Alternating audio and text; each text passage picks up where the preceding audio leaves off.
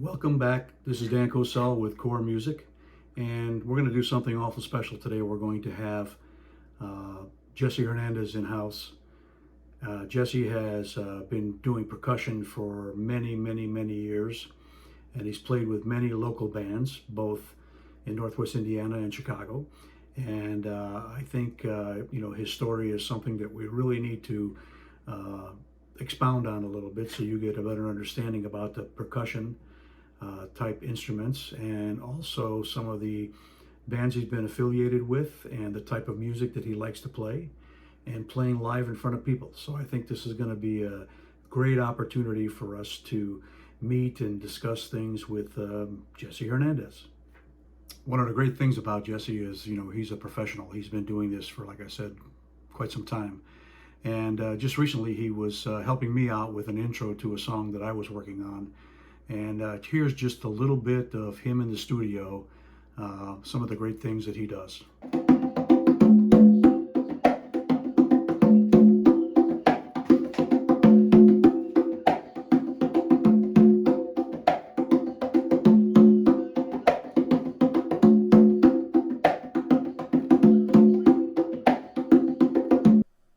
So a little bit about Jesse Hernandez. He started out in the 80s for sure with a band that is well known in the area here called Timepiece. He has his own band currently called the Jesse Hernandez Trio, and he's also played with Visions of Santana as their main percussionist. As you can see a bunch of other pictures here, Jesse's played with a number of different local bands, filling in as a percussionist because of his professionalism. So everyone, this is my friend Jesse Hernandez. And Jesse, thank you so much for coming out today and spending some time with me here so we could find out a little bit more about you and what you do musically. There's a lot of questions that I think I want to ask you. And the first one, is, how many years have you been doing percussion? Okay, well, thanks for having me, Dan. I would think, I know it's anywhere between, I can't keep the exact amount. I hate to give away my age, but I know it's over 45 years. Oh, that's fantastic. Something like that, yeah. I mean, as I began to play with bands, but so it was probably even longer when I was just playing in the basement, having my family upstairs slam the basement door because I was making too much noise. So when did you actually start doing percussion? How did you start? Well, to be honest with you, I always loved drums, banging on drums. Ever since I was a little kid, I know this sounds like a cliche, but when you're born, you have no money. We're a pretty poor family. I used to use my mom's hair brushes, and I would play on her dresser, and I would just bang away, and enough to where I start putting all kinds of little dents in them and stuff. She loved you for that. Yeah, well, yeah, it was kind of crazy, but I just loved playing with it, and then. My dad loved to play a lot of old traditional Spanish music, and almost a lot of the music that he played had percussion on it, which was bongos and congas and all those little trap instruments. And I didn't really much pay a whole lot of attention to it, but it was being played around the house all the time. And then when I finally had a job, I was able to afford a set of drums. So I purchased a pair of drums and I started taking lessons, and I was just playing regular drums. And then there was this band that came out in the late 60s by the name of Santana, and I started hearing those old percussion beats that my dad would play with old traditional music. Sure. And it just, boom, I said, wow, I recognize these instruments, And now he did it in a rock and roll form, Sure. And I said, hey, this is cool, and my brother, Al, he's the one that turned me on to Santana, actually. He bought the 45 Evil Ways, and he goes, yeah, these guys right here, man, they're Mexican guys. But I said, get out of here, they don't play that stuff. And I decided that, hey, this is something that I'd like to explore, because, I just love the sound of those instruments. So I have a cousin, who's been around forever in the music world around here, Joe Alamillo. He's the one that kind of got me, pushed me to start playing because I didn't know I had talent. I just liked doing it, you know. Yeah. I didn't believe what he said because he saw me banging on a bar one time with my hands. He was, wow, that's pretty good. And then he just started getting me involved. And since I finally had some money in my pocket, I went out and bought. Well, he took me out to buy my first set of congas, which I still have. Oh wow. Yeah, they're like 40 something years old.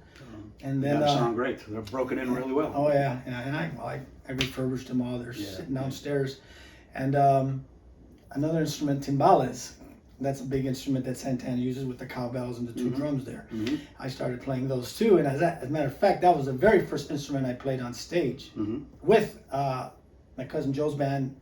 Many people might remember the band Monterey. Yeah. Oh yeah, Monterey. Yeah, absolutely. Yeah. So I got my first chance to play in front of a live audience, which actually it was a banquet for older people, you know. But my uncle, Joe's dad, was the one that was organizing it, so they got there to play, and they said, "Come on and play with us, Jess," you know.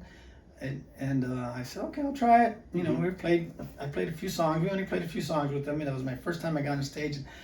I was totally excited and nervous at the same time. And then I realized when I start, as time went on, and I'm teaching other newer people that were, you know, wanted to try it, and they were always nervous. And the first time's always the hardest. And I told everybody that. Absolutely. And I realized that as time went on, you know, after all these years I've been playing, I was able to maybe help people too, you know, teach them how to play, teach them about the music, about the pros and cons, you know. And I love to sing also. I'm not a trained singer, but I love to sing, and I help a lot of vocalists in the area too. So it's just, it all just came to the fact that I'm just a lover of music. Yeah, you and me both. I love music, you know. I don't have to play it. I just love listening to it, either recorded or live, as long as live is done correctly and right, you know.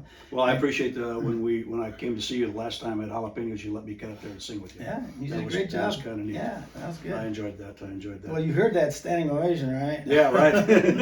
a lot of standing. I don't know about the ovation.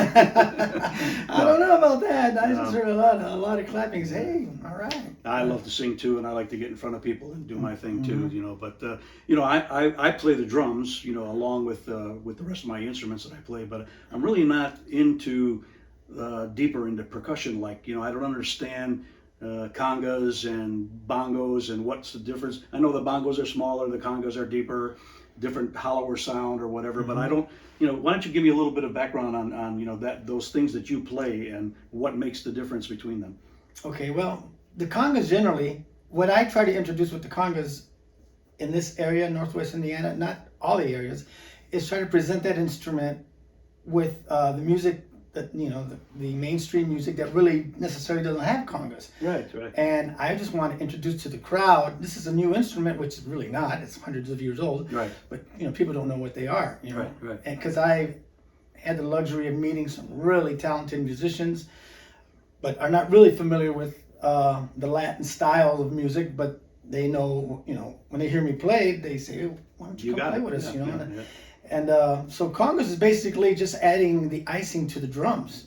You know, it's just a little fill-in. If you have a drummer, and a lot of times, 90% of the bands I played with always had a drummer. Right. So they're the ones that are staying in the pocket, and it's up to me to just be colorful and try to make something sound a little bit more different, you know, instead of just straight drums. Yeah.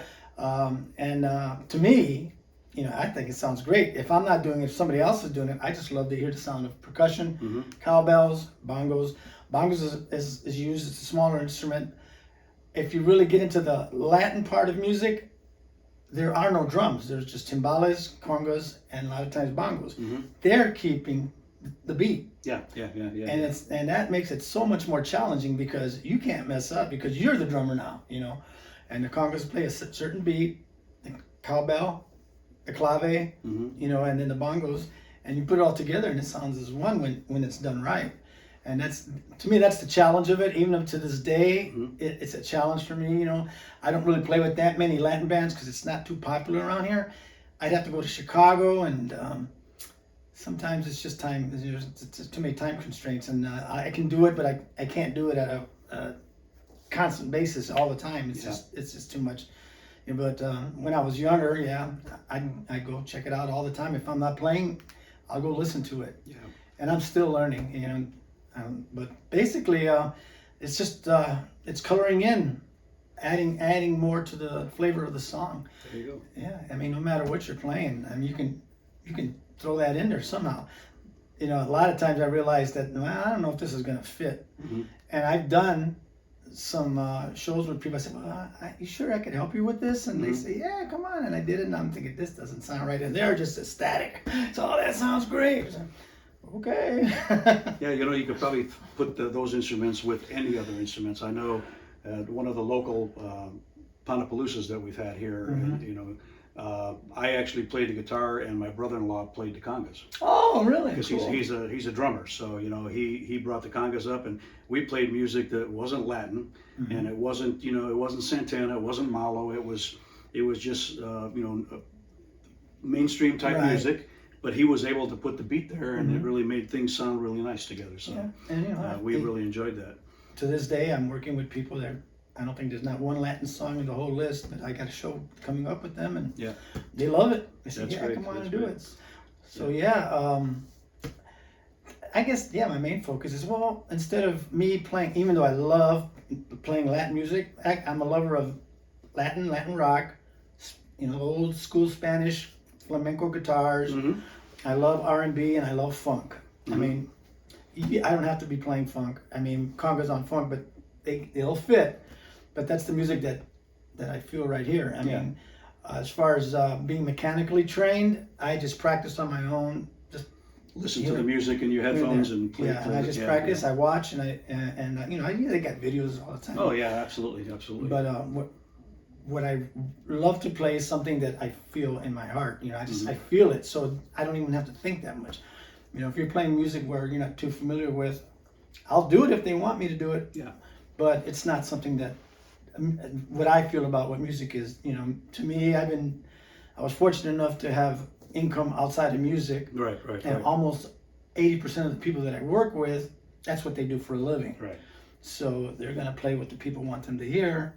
And I did that for years, and then it comes a time in your life you say, well, what about me? Yeah, exactly. So that's what I'm trying to do now, and then you got to get the people to get on board with you.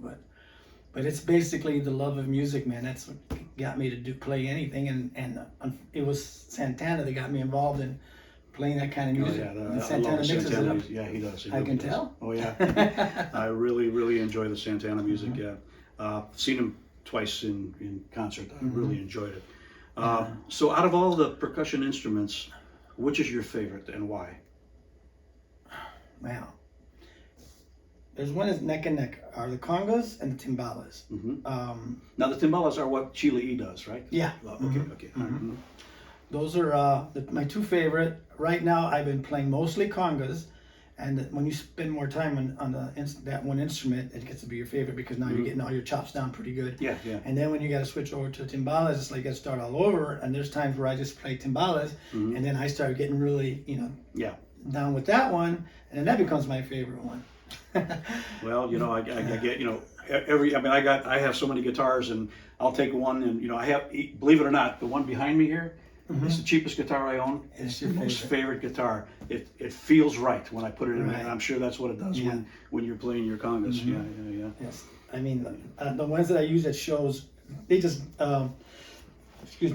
they got more of a stronger sound to play in front of an audience.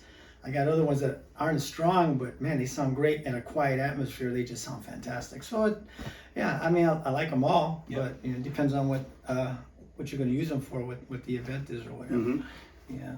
I know with your when you had, you know, bongos and brass, and now you have your trio.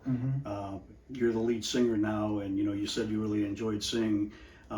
How was it the first time you did that? I mean, did you have any apprehension of doing it, or did you always feel you could do it? Well, I've always liked to sing. I love to sing. I mean, I sing by myself all the time. Actually, it was you and your brother. Your brother sings all the time too. Yeah, he sings when he's recording stuff too, and he said, "Hey, dude, I want to hear you guys sing." Man. I sang a little bit a long time ago. There was a band called Sounds of Santana they're still around, Sounds of Santana. That's one of the first bands that, before Sounds of Santana formed, I worked with the same guitar player. Okay. And I sang a little bit, but I probably butchered the heck out of it. But I was in my early 20s. Mm-hmm. But when I joined Timepiece, we had a legitimate vocalist. Mm-hmm. But I gave them, I don't know why they even wanted me, Mm-hmm. but that's what I mean by percussion, because there wasn't hardly any Latin songs on the repertoire. And I said, well, if you guys want me, I don't know why you guys want me for congas, but if I could sing, and I don't have to sing lead, I would love to sing background. And they agreed, and that's how it started. A friend of mine, and he's very successful nowadays, Robbie Celestin, was the lead singer for Timepiece, and he kind of groomed me about harmonizing and teaching me pitches. Mm-hmm. And now I love it. I can sing lead or I can harmonize. That's great. I love it. And then I got really confident as time went on, and I wasn't afraid of not singing leads, but there was always a vocalist in the band. Yeah. So I sang maybe 2 or 3 during the course of the night. Yeah. And I wasn't even challenged about getting my 3-piece where I'm doing almost all the singing, because I already felt comfortable with it. Yeah. As long as I take care of my voice. The voice stays there. Yeah. Yeah, you got to keep. I know it's keep it in tune, and you got to keep practicing. You with got to it. take care of it. Yeah. Absolutely. So sometimes I have some good days and some bad days, because you're practicing with one instrument, and they say, well, I got to sing too, so then you got to. Right. Do your nebulizer and all that stuff, Yeah. But I love it. I love to sing, and I'm glad I got my 3-piece, and I got 2 people to get on board with me, 2 guys. Mm-hmm. And there's nothing saying that the band won't expand, but I want these guys to feel comfortable with what we're doing. Yeah. And as far as music, I don't know if I'm talking too much. But No, not at all. Not at all. As far as music, that's what this is about. It's, to me, when I join a band, it's about getting better all the time. Absolutely. And no status quo, Mm-hmm. because then I said, well, all right, okay, we're already here. Now what? Yeah, exactly. And I've noticed, some people that I work with, they're concerned. They just want to just stay where they're at. Yeah, so. I think that's why a lot of bands break up, because they get to that point where they flatline. Right. They can't get any better. They don't want to get any better. They don't want to get any better for the most part. They don't want to practice. They don't want to do what they're supposed to be doing. So. And a lot of, not a lot of them, but there's some that say, if you're drawing a crowd and they're having fun and they're dancing or whatever, we're good, we're successful. Exactly. And that's fine, and early on, but as time went on, I said, well, that can't be all there is to it. Right, yeah. So that's where I'm at right now, but then again, I told you how many years I've been playing, so my mindset is completely different than a lot of my musician friends, because they're pretty much all younger than me. Yeah. I understand. So I'm a dinosaur in this world. You and me both. I mean, we both love doing what we're doing, and I'm going to continue doing it. That's right. Now that I know you want to harmonize, I'm going to bring you in and harmonize with me on a few things in the future here, because I've got a bunch of songs that I want to put together for an EP for Christmas. Oh, that's so excellent. It's going to be all kind of standard rock music and stuff like that, but it's going to be play all the instruments, mix it together, and then do the vocals, and have you come in and do the sub vocal, or what do you want to call it, or the make me sound better. That's what it's all about. Yeah. And it's just I learned through especially with Timepiece. They're telling me about everything that I picked. Most of the stuff that I learned was playing with Timepiece, because it was very vocal orientated band. Yeah. We had good singers, good harmonizers, and I would get a pitch here and there, And then you realize, it's just, when you harmonize, you're supposed to sound as one. It's supposed to sound like one voice. Yeah. It's not as easy to do, because now you're relying also on your sound man. Exactly. Yeah. Exactly. Yeah, I know some bands, like I always think of Crosby, Stills and Nash. Exactly. The way that they sound when the 3 of them blend that voice together. It's just wonderful. It's beautiful. It is. And that's what I tell some people I work with, who's to say we can't sound like that? It's like, try to sound professional, even if you're not a professional. You make the effort, That's right. So, and like I said, it's all practice. Mm-hmm. If you don't, if you do it and just go on stage and try to sing, you're never going to be able to do it. But if you practice together, harmonize together, I know there's a couple of bands, that I think you and I have talked about in the past. One of the Eagles tribute bands. They sound really good together, because they have been together for a while, and they've practiced those harmonies together. Right. which really makes it sound wonderful. And then you know that they're really trying to improve when you get that type of thing going. Exactly. Yeah. You can tell they're making the effort right away. Absolutely. Yep. Well, I want to thank you, Jesse, but I got one final question for Yes, you. sir. My wife told me to ask how many berets you have. That's a good one. Let me see. I think that I have in possession now, not counting the ones I threw away.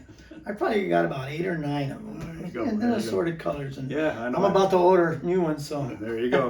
Well, we'll look forward to seeing you on Friday with one of the other color ones now. Yeah. Okay. But anyway, I just want to thank you so much for stopping by. And I'll tell you what, why don't we put together just a little session here for a second, and we'll see, so you can show your musicality. That'd be great. On one of the congas. Yeah, So okay. let's take a little break and come right back.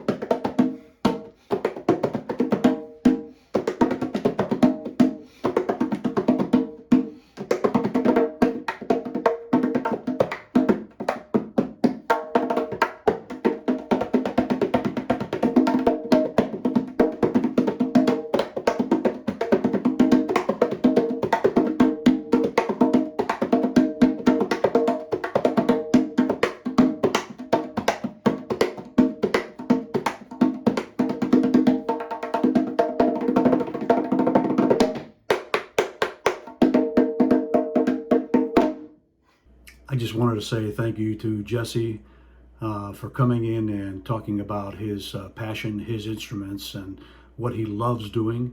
I think it's wonderful for us to have people that like Jesse locally here that have the talent to play with multiple bands in multiple different types of genre.